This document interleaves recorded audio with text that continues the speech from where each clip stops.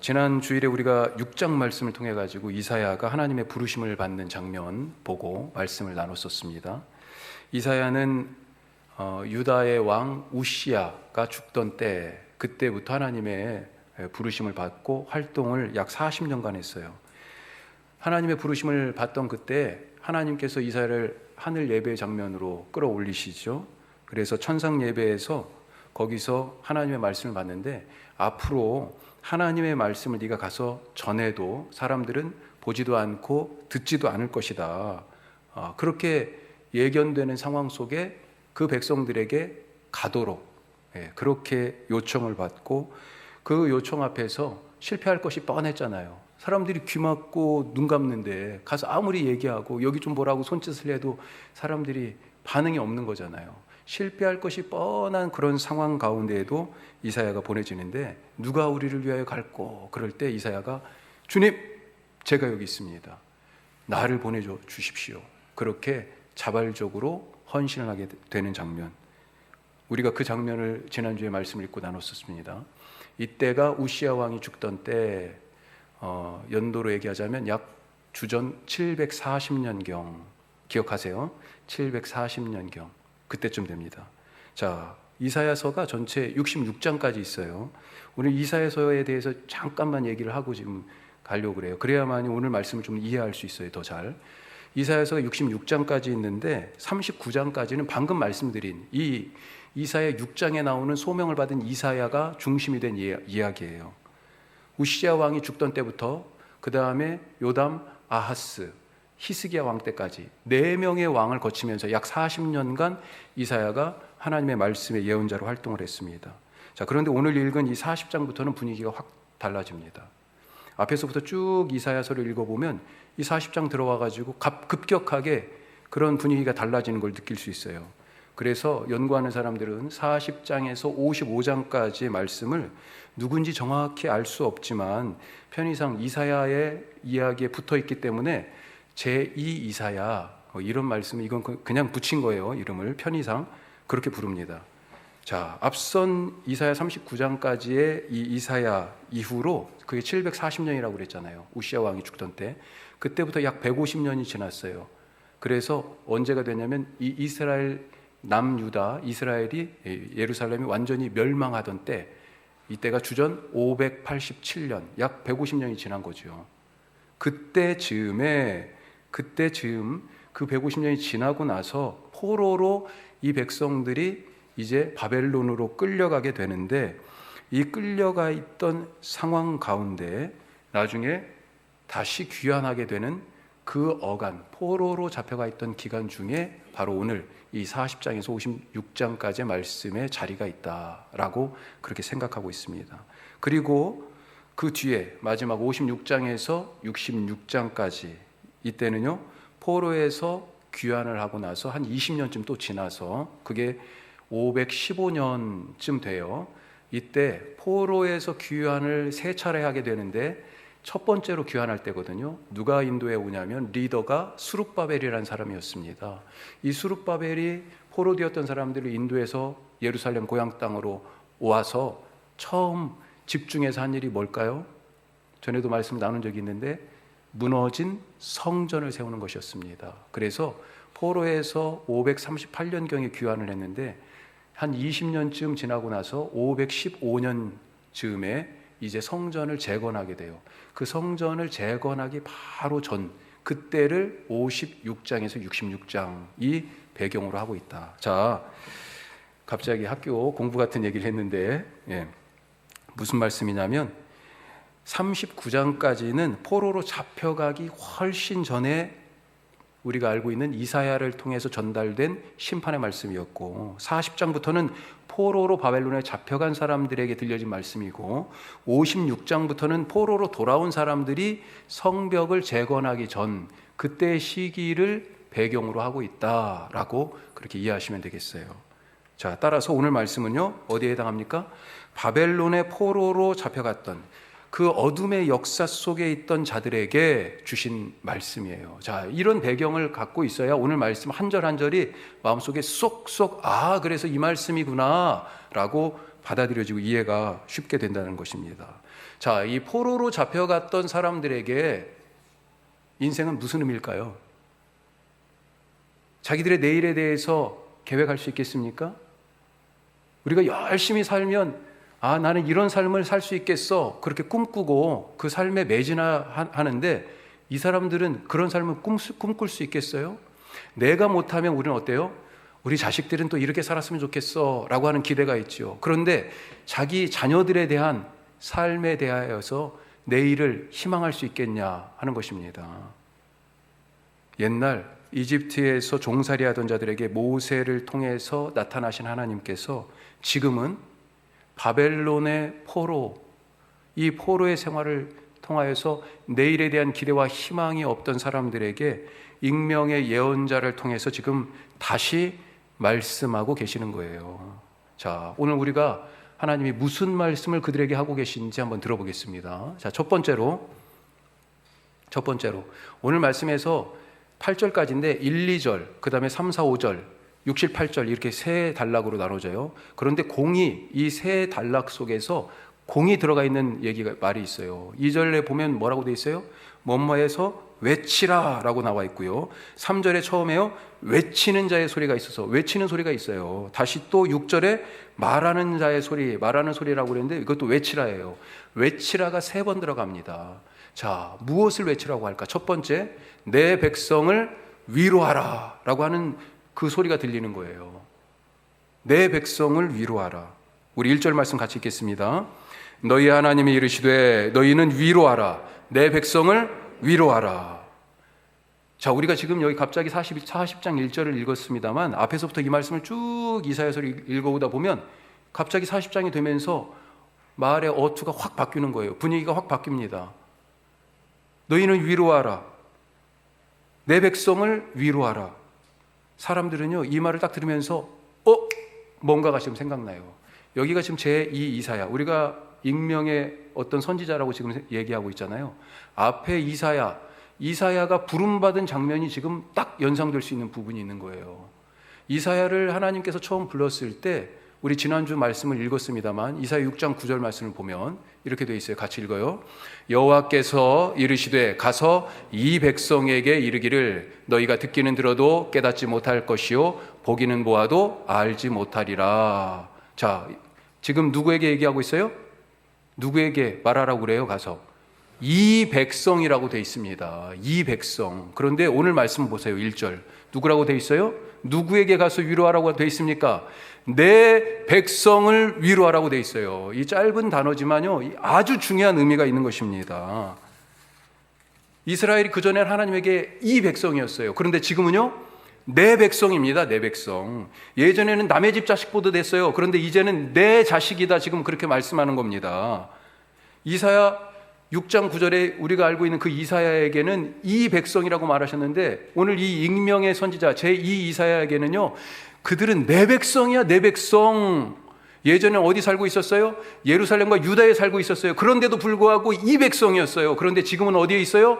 머나먼 땅 바벨론의 포로로 잡혀가 있어요. 그런데도 불구하고 내 백성이라고 말씀하고 있습니다. 그때는요, 하나님께서 그들의 죄를 보고 심판하시겠다고 말씀하시면서 이 백성이라고 했어요. 그런데 지금은요, 이 익명의 선지자를 통해서 그들을 구원하겠다 말씀하시면서요, 내 백성이라고 부르고 계시는 것입니다. 그때는요, 너무 하나님이 분노가 치밀고요, 참고 참다가 그 참으실 수가 없어서요, 그 진노의 대접을 그들에게 쏟았어요. 그런데 지금은요, 위로하기를 원하십니다. 내 백성이라고 부르면서 위로하라. 야, 자, 왜 이 백성에서 내 백성으로 이런 차이가 생겼을까요? 왜 위로하라고 하실까요? 죄값을 치렀기 때문입니다. 죄값을. 2절에 그 이유가 있어요. 뭐라고 되어 있습니까? 노역의 때가 끝났다. 그 죄악이 사함을 받았다. 벌을 받았는데 벌을 몇 배 받았어요? 배나 갑절 2배나 받았다는 것입니다. 자기들의 죄 지으면 지은 만큼만 죄값을 받으면 되잖아요. 그런데 지금 몇 배를 받았어요? 배나 더 받았어요. 2배나. 하나는 두 배니까 두 개잖아요. 하나는 뭐예요? 자기들이 지은 죄에 대한 죄값입니다. 그럼 또 하나는 뭘까요? 이사야 39장까지는요. 하나님의 심판의 메시지가 이사야를 통해서 막 전해지잖아요. 그런데 유다와 예루살렘에 대한 심판의 말씀만 있는 게 아니에요. 이방의 여러 주변에 있는 민족들과 나라들에 대한 심판의 말씀이 사실은 더 많아요. 무슨 말이에요? 이 유다와 예루살렘이 포로로 지금 잡혀가가지고요. 자기들의 죄값에 대하여서 지금 포로 생활로 치르고 있을 뿐만 아니라 또 이방의 민족들이 지었던 죄값까지도 대신해서 치렀기 때문에 두 배나 지금 그 죄값을 치렀다라고 말씀하고 있는 것입니다. 여기에서 대속이라는 개념이 나옵니다. 대속 영어로 redemption. 대속, 대신 죄값을 치른다는 거잖아요. 예? 예수님이 내 죄를 위해서 대신 십자가에서 죽으시지 않았습니까? 그래서 예수님의 십자가를 대속의 십자가, 대속의 죽음, 날 대속하신 주님 이렇게 고백하죠. 내 죄를 대신 짊어지셨어요. 우리가 그래서 이 고달픈 세상에서 위로를 얻었습니다. 수고하고 무거운 짐진 자들아, 그렇게 말씀하시잖아요. 위로가 여기 있다. 예수님이 다 지셨으니까요. 지금 하나님이 누구를 위로하라고 하시는 것입니까? 죄값을 치른 자를, 그것도 두 배나 치른 자를 위로하라고 하시는 것입니다. 자기 죄값에 더해서 다른 이들의 죄값까지 치른 자에게 하나님의 위로가 임하십니다. 그러니까 내 눈에 다른 형제자매의 죄가 보일 때 우리가 어떻게 해야 하겠습니까? 예수님이 나의 죄를 위해서 대신 죽지 않으셨다면, 내 죄를 위하여 십자가를 지지 않으셨다면, 내 죄를 못 본 척 하셨다면, 야, 그건 네 문제지 내 문제야, 네가 해결해야지, 그렇게 방임하셨다면 우리는 어떻게 됐을까요? 앞으로의 우리의 사역은 위로의 사역이 되어야 할 것입니다. 하나님은 다른 이들의 짐까지도 졌던 이 포로되었던 자들을 통하여서 이제 죄로 고통하는 자들을 위로하려고 하시는 거예요. 이 포로되었던 자들, 위로받던 자에서 위로하는 자가 되는 것입니다. 예수님의 십자가를 통해서 죄사함의 위로를 받은 우리도 이제 세상의 죄를 대신 짊어지고 이 세상 가운데서 그 죄로 아파하고 힘들어하는 그들을 위로하는 그런 귀한 종들이 되시기를 주님의 이름으로 축복합니다. 자, 그런데 여전히 어린아이 같은 분들이 있습니다. 늘 앓는 소리를 해요. 이것이 힘들어요. 이것이 없어요. 나는 그것 할 수 없어요. 내게는 위로가 부족합니다. 격려가 없어요. 사람들이 품어주지 않아요. 관심이 없어요. 이런 생각을 해요. 자, 그런데 나만 위로받고 싶고, 나만 관심받고 싶고, 나만 이해받고 싶고, 내가 더 사랑받고 싶다. 나만 그럴까요? 모두가 사실 그렇지 않습니까? 자, 그러면 모두가 다 위로받고 사랑받고 더 관심도 격려도 받고 싶은데, 그러면 어떻게 우리 공동체를, 이 사회를 위로와 이해와 사랑으로 모두가 다 서로 원하는데 어떻게 그것으로 가득 채울 수 있겠습니까? 방법이 뭘까요?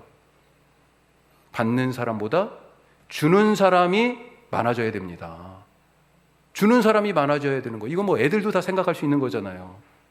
받는 사람이 주는 사람보다 많으면 아무리 애써도 채워지겠어요?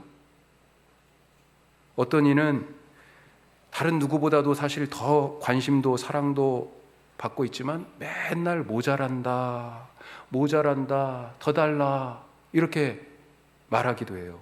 마치 광야에서 하나님이 아침에도 먹여주시고 저녁에도 먹여주시고 그렇게 시도 때도 없이 부족함 없이 주시는데도 불구하고 이 사람들 뭐라고 그랬어요? 그렇게 받고 나서도요, 야, 이거 이집트에서는 없을 때는요, 새침에 만나 딱 먹고 뭐라고 그랬어요? 얼마나 좋아했어요?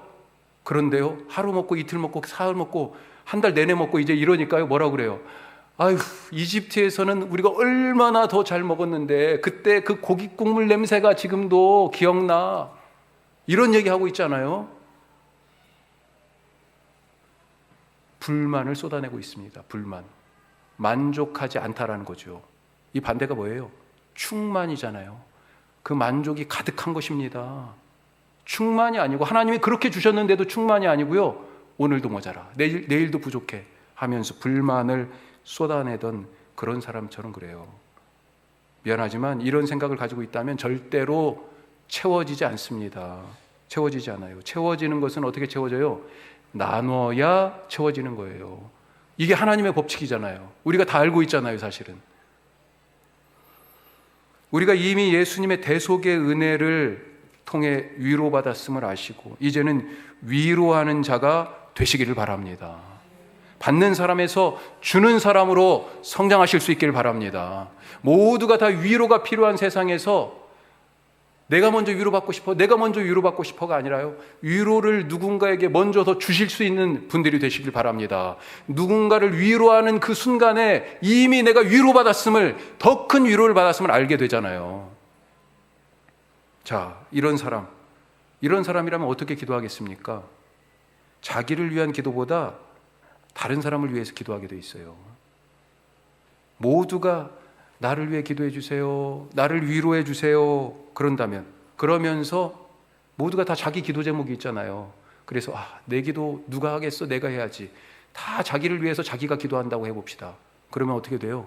모두가 다 자기 기도만 하고 있어요. 어떻게 되겠어요? 나를 위해서 기도하는 사람은 그러면 나 한 사람밖에 없는 거죠. 그런데 모두가 다른 사람을 위하여, 나의 기도 제목이 있지만 다른 사람을 위하여 먼저 기도한다고 생각해 보십시다. 어떻게 되겠어요?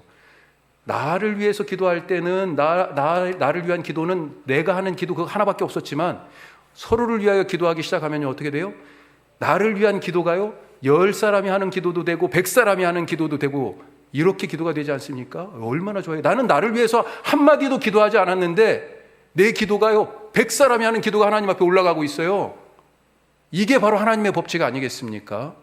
이게 바로 공동체를 위로와 하나님의 사랑과 하나님의 능력으로 채우는 방법 아니겠어요? 이런 일이 있으니 그 사람의 삶에서, 그 공동체에서 하나님의 기적이 일어나지 않겠습니까? 이렇게 하나님의 위로가 풍성한 공동체, 우리 교회가 될 수 있기를 간절히 바랍니다. 위로받는 자에서 위로하는 자가 되시기를 바랍니다. 자, 두 번째로 같이 한번 읽어보죠. 주께서 오실 길을 닦으라. 주님이 오실 길을 닦으라 라고 하는 것입니다. 그렇게 외쳤어요. 외치는 소리가 또 들렸잖아요. 자, 3절. 자, 여기 세번역 성경인데 같이 한번 읽어보겠습니다. 3절. 한 소리가 외친다. 광야에 주님께서 오실 길을 닦아라. 사막에 우리의 하나님께서 오실 큰 길을 곧게 내어라. 어디에다 길을 내요? 광야에다, 사막에다.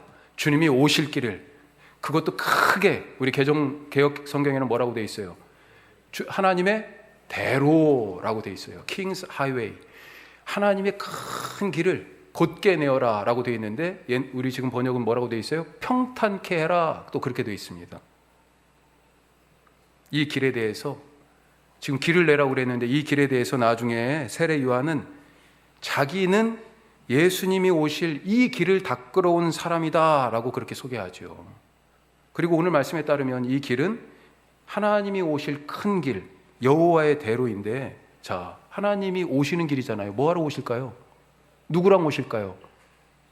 누구랑 오시는 것입니까? 포로 되었던 자들을 지금 데리고 고향 땅으로 하나님이 가시는 거예요. 예전에 이 사람들이 포로로 끌려갔습니다. 어떤 길을 걸어갔을까요? 직선으로 계산해서 갔을까요? 가장 숏컷으로 딱 잘라가지고 이 길이 제일 짧은 길이야? 아니에요.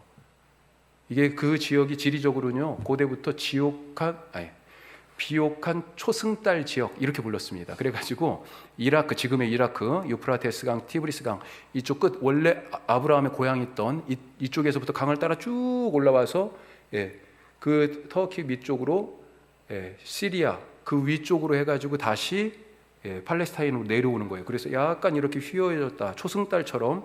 그래서 비옥한 초승달 지역, 사람들이 이쪽 남쪽으로는요, 지금의 요르단이나 시리아 일부 지역, 이쪽은 어때요? 다 광야예요, 광야. 그래서 이쪽을 루트로 이렇게 걸어갔어요. 가는 데만 포로로 끌려갈 때 4개월을, 나중에 4개월을 갔습니다. 4개월을 포로로 끌려갈 때. 그런데 이렇게 굽이 돌아 가던 길을요, 이제는 돌아오는 길이잖아요. 하나님이 그렇게 갈 거 없다, 곧게 길을 내라, 곧게 길을 내라, 그렇게 말씀하고 계시는 것입니다. 누구를 데리고 오면서요? 이 포로들을 데리고 오면서 하나님이 가시는 길이에요. 뭐 하러 오신다고요? 하나님이 오시는 그 목적이, 포로를 데리고 오시면서 이 길을 통하여 오시는데, 이 길을 만드는 방법에 하나님이 오시는 목적도 들어가 있어요. 자, 4절 한번 보세요. 어떻게 길을 내라고 되어 있습니까? 골짜기는 돋우고 높이고, 그렇죠. 그리고 산이나 언덕은 깎아서 낮춰라. 그렇게 고르지 않은 곳이 평탄하게 되고 험한 길이 평지가 되고 굽은 길은 펴진다라고 그렇게 말씀하고 있습니다. 나중에 43장에 보면 보라 내가 새 일을 행하리라 그러면서요, 한번 찾아보시오.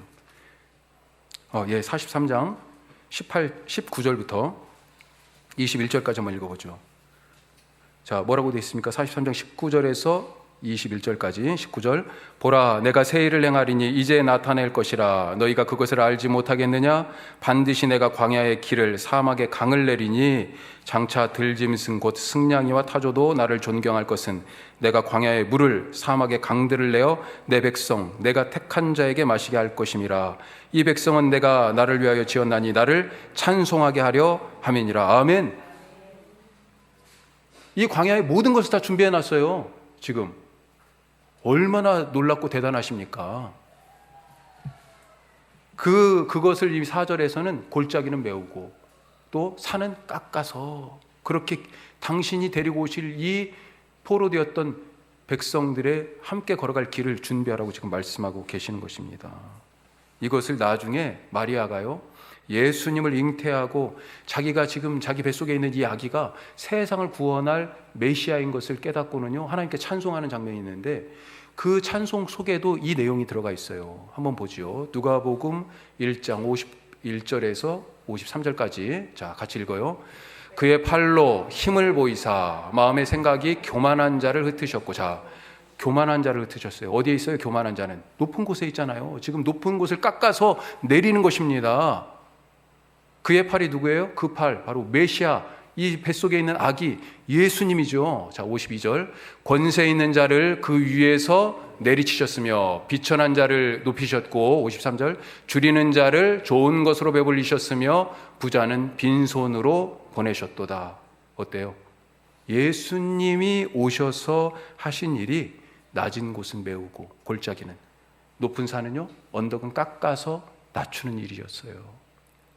그리고 그것이 바로 우리가 주님의 오실 길을 닦을 그런 일이고요, 우리의 사역이 되어야 한다 하는 것입니다. 지금 이 세상이 어때요? 위아래로 수직구조지 않습니까? 옛날에는 그 위아래 이 질서가 확실하게 보였어요. 사회 자체가 계급사회였잖아요. 왕부터 종까지 위에서 아래까지 쫙 이렇게 순서가 있었습니다.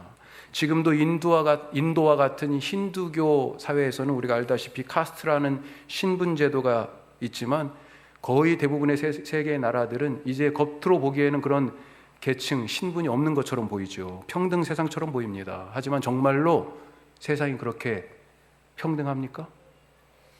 눈에 보이지 않는 격차가 옛날보다 훨씬 더 커진 것 아닙니까? 같은 나라 안에서도 빈부격차가 점점점 더 커지고 있고요. 세계화 이후의 신자유주의라는 이 세계 질서 속에서 전 세계 간의 국가 간 격차가 훨씬 더 많이 벌어졌습니다. 교회가 존재하고 우리의 사역이 집중되어야 할 부분이 바로 여기에 있다 하는 거죠. 얼마 전 약 보름간 요 앞에 건강보험공단에서 콜센터 직원들이 시위를 했어요. 집회를 했습니다. 낮에 종일 노래를 부르고 구호 외치고 그렇게 집회하고, 저녁에는요 텐트를 치고 거기서 밤샘 농성을 했어요. 가까이에 사시는 집사님 많이 시끄러웠어요. 예. 제가 어떻게 해야 했을까요? 교회 바로 옆에서 이런 일이 있어요. 뭐 저 사람들 맨날 저 하는 짓, 그렇게 생각하고 그냥 놔뒀어야 될까요? 목사로서 할 수 있는 최소한의 것은 우선 왜 집회를 하고 있는지 기사를 찾아보는 것이었습니다. 그러다가 야, 이거 한번 직접 가서 뭐라고 하는지 들어봐야 되겠다, 이런 생각이 들었어요. 두어 번 갔었습니다.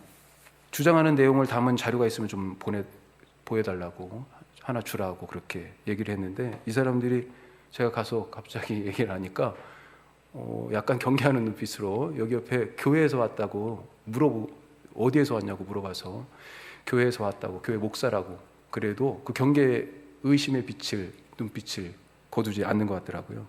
그러면서 명함을 달라고 얘기하길래 전화번호를 바로 거기서 찍어서 통화를 시켜주고 왔습니다. 기다려도 답이 없어가지고 다시 문자를 넣었어요. 자료 좀 보내주세요. 예. 왜 집회를 하고 있는지, 어떤 걸 주장하고 계신지, 예. 몇 가지 자료를 보내줬습니다. 저뿐만 아니라 관심을 갖고 있는 집사님도 계셔서 같이 연결을 해드렸어요. 전달을 해드렸어요. 제가 그분들의 주장에 다 동의해서가 아닙니다. 낮은 곳에서 이 높은 빌딩을 쳐다보면서 그렇게 외치고 있는 그분들이 대체 무슨 말씀을 하고 계신지 들어봐야 되는 게 목사가 할 일 아닐까요?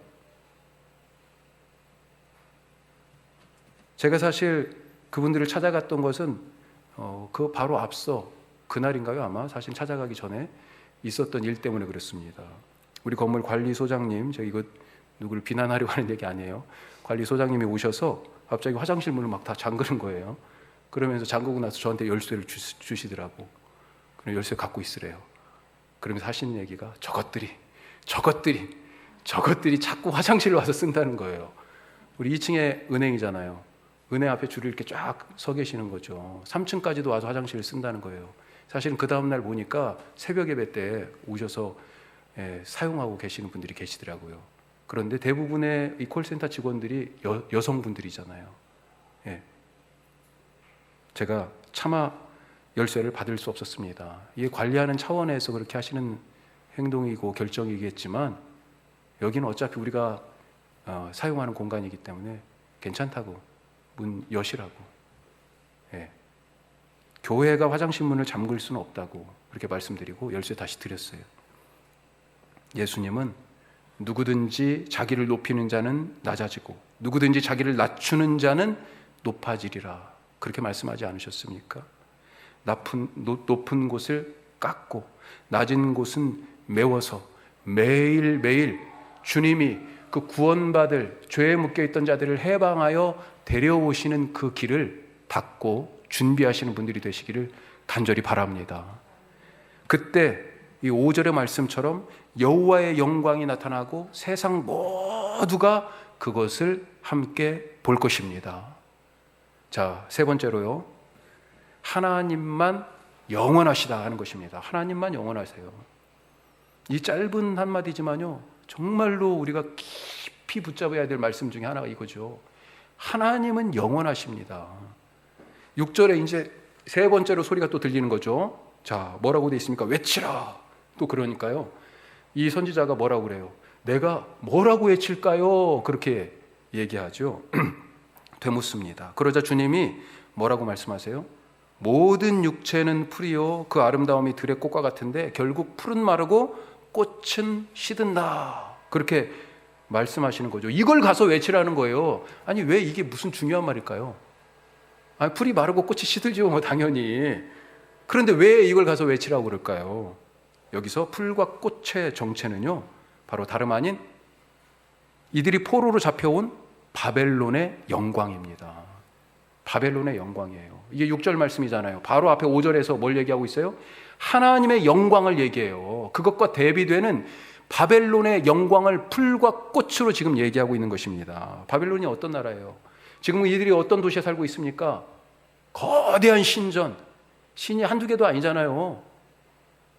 이집트나 바벨론이나, 아니 이스라엘을 뺀 모든 주변의 모든 나라들이요, 신이 한둘이 아니에요. 지금도 힌두교 나라에서는요, 네팔 같은 경우도 힌두교잖아요. 어때요? 국민들 숫자보다 신이 더 많대잖아요. 예? 제가 네팔 2008년도에 갔었는데, 와, 이 버스 아니요, 장난이 아니에요. 완전히 신전이에요, 신전. 큰 트럭들이, 이 트럭 운전하는 운전사의 이 칸 조수석까지 해가지고 여기가요, 신전처럼 장식을 해놨어요. 와, 놀라워요, 놀라워. 예? 이 거대한 신전, 그 수많은 신들, 과학과 기술로 발전한 도시, 세상 곳곳에서 지금 여기에요 사람들이 몰려들고 있습니다. 왜요? 지금 모두가 다 주목하는 도시가 바로 여기 아니에요. 모두가 지금 선망하는 나라가 여기고요. 사람들이 막 북적북적해요. 야, 세상에 사람이 이렇게 많이 있었어? 시골에 살다가 서울 가면 아유, 정신이 없어, 사람이 너무 많아. 지금은 이런 형국인 거죠. 모든 민족들을 다 집어삼킨 세계 최강의 군대, 전혀 함락될 것 같지 않은 그런 튼튼한 성벽. 어때요? 도시는 싱싱한 풀처럼 활력이 넘치고 이들의 문화는요 꽃처럼 활짝 피어서 지금 찬란합니다. 이 나라의 권세를 보니까요 영원할 것 같아요. 영원할 것 같아요. 주전 5세기의 역사학의 아버지라고 불려지는 헤로도토스라는 사람이 있습니다. 이 사람이 역사라는 책을 썼는데, 이 역사라는 책이 엄청 중요한 책인데, 이 헤로도토스가 역사를 쓸 때 지금의 역사 지필처럼요 사료를 통해 가지고 그렇게 준비해서 그걸 바탕으로 역사를 쓰는 그런 방식의 역사를 써서 역사학의 아버지라고 부릅니다. 그런데 헤로도토스가 이 바벨론의 성에 대해서 뭐라고 얘기했냐면요, 성벽의 두께가 전차가 6대가 한꺼번에 갈 정도라고 그랬어요.